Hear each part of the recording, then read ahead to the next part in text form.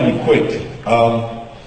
When Bishop Puka was talking, I started thinking about my political past and how I got into politics. I've always been involved in politics. I got into politics at the age of 10.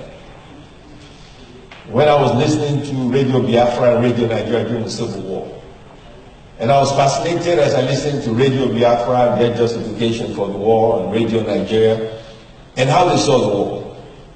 One of the most interesting things during the war was one day I was listening to radio and Radio Biafra announced that the first Biafran had won the light heavyweight championship of the world. 10 minutes later, Radio Nigeria announced that the first Nigerian had won the light heavyweight championship of the world. Both of them claimed Big Tiger was in Nigeria, and the war was going on. And as the war went on, and I listened to the two sides of the war, I got fascinated by a man called Kokundem, who did nothing but ridicule Nigeria while General Ichewachukwu was fighting General Obasanjo, and the rest of them were fighting on one side. Kokundem was ridiculing them. It was like a comedy show. Unfortunately, I don't think anybody takes his voice, and that beautiful voice would never be remembered again, and the role he played. When the war was over, I went to Vice Admiral Wade, and I said, what actually happened? And he said to me, he said, one man they feared the most during the entire war was Ukukundem.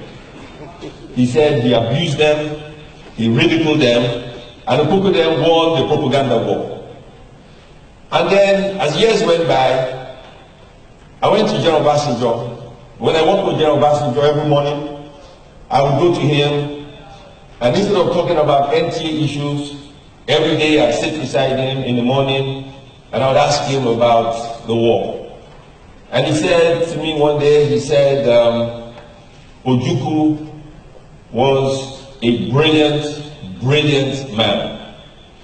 Then he said, Gowon had incredible integrity. That is how he described both of them. Unfortunately, as I listened to the two speakers, one thing is clear, we do not document our history. A lot of people do not know the history of Nigeria. Bishop Kuka talked about a book which I will buy and read about knowing about northern Nigeria, because we all need to know about each other. He raised fundamental issues about you not being able to build a church with a northern governor giving you land in the area, which is quite serious and important. But as we look at this restructuring Nigeria, there are fundamental issues we need to look at. Let's take Lagos State, for instance. I was at the Senate the other day, and Lagos State asked for $200 million, which we approved for them to borrow from the World Bank. Yet Lagos State produces, from what I remember, Lagos State produces about 4 trillion naira in VAT revenue for Nigeria. They produce about 50% of the VAT revenue, and they keep very little of it. The rest is divided across the country.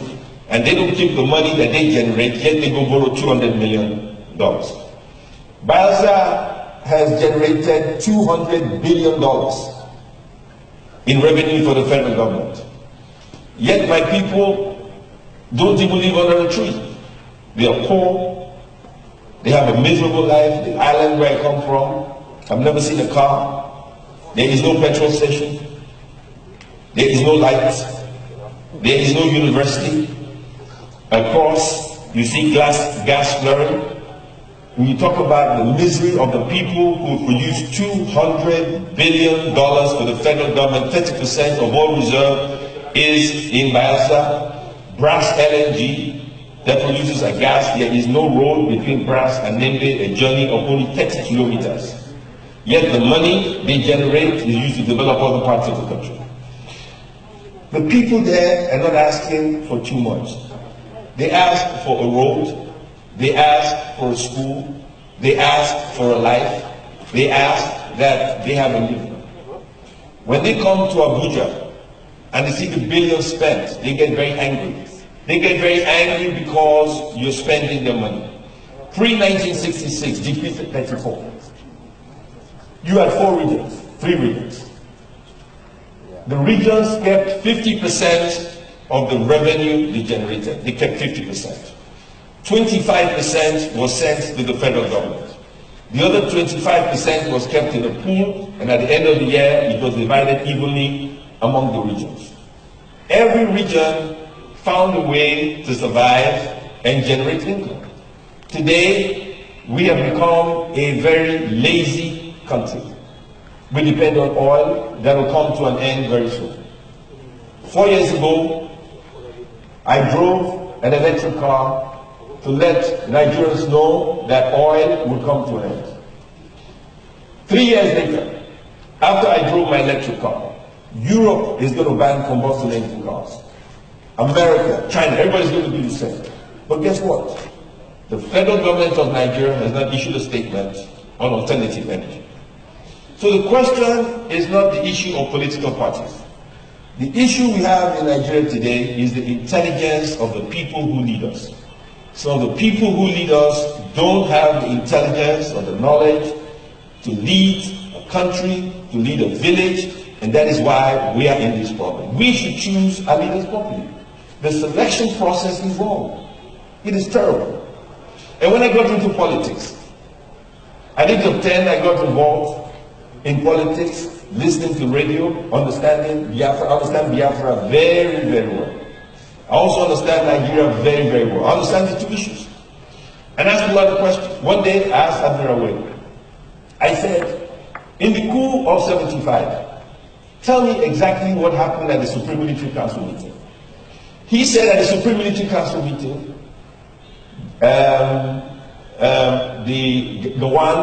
before Gawan went to Kampala and the coup took place, a general raised his hand and said, Murtala Muhammad said at the meeting, Gawan, do not hand over power to civilians because Zik and Awolowo have already started fighting. Do not hand over power to them. Gawan got into a plane and went to Kampala. As soon as he went to Kampala, Murtala Muhammad overthrew the country, overthrew the government. But the minutes of the meeting were not kept as a public record.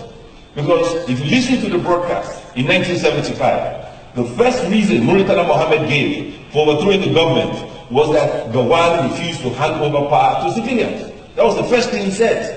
But at the Supreme Military Council meeting, he said Zik and Awolowo were fighting, therefore power should not be handed over to civilians. And as long as we do not keep records and historic documents about what happens at the Supreme Military Council meeting, Federal Executive Council meeting, what do we tell our children? Leaders write books, but most of the books they write are fiction. I went to school, I went to church, I went to mosque, I became a good man, I got married, I led the country and I died. That's not a book. What are you going to learn from that? If we want to write a book, we should write the real book. Like Bishop Kuka, who is a fearless leader. He's not afraid to write a book, but then again, he doesn't have a wife. Maybe that's the reason. But he's not afraid to write the book. We should write the real book. He's given us examples of marital infidelity, but he's never been married. So we must be careful. Now, we have to write the book to understand what really happened. The first time I saw a candidate was Awolowo and Zik, and I loved them equally. The second time was in 1976 when I was a student in Iowa. I saw Gerald Ford campaign, and I was fascinated by I was a school student in Iowa, and if you look at American elections, they start in Iowa. And I was fascinated by Jimmy Carter and the candidates who ran at the time. But the first time I participated in an election was Jesse Jackson in '84. And as I crisscrossed America with Jesse Jackson, what fascinated me about his election was the fact that he used to say to me, he said, I got 3 million votes and I raised only $3.something million for the whole campaign. He said to me, I ran the most cost-effective campaign in the history of America, 99 cents a vote. And every time he campaigned, he would raise $10, $5, $15 to support his campaign. And I was quite excited. I said, one day I'm going to go into politics. When I got into politics, I found out you have to give the people money to vote for you. I thought they were going to give me money to run. I was wrong. That was the first mistake I made. I was terribly wrong. And Bishop Kuka, you're right. We pay to get voted into office. And that is how we have to work so hard. Really, really hard. And if I told people what I accomplished in business, it would make no difference. You would still have to pay. And that has to change. We must restructure Nigeria, because if we restructure Nigeria, we have a better life. 180 million people, politicians want to talk about the number one subject, population control. At the turn of the century, Nigeria will be more populous than China, India, the United States of America. The size of Texas, we have more people. We have 60 million people without jobs.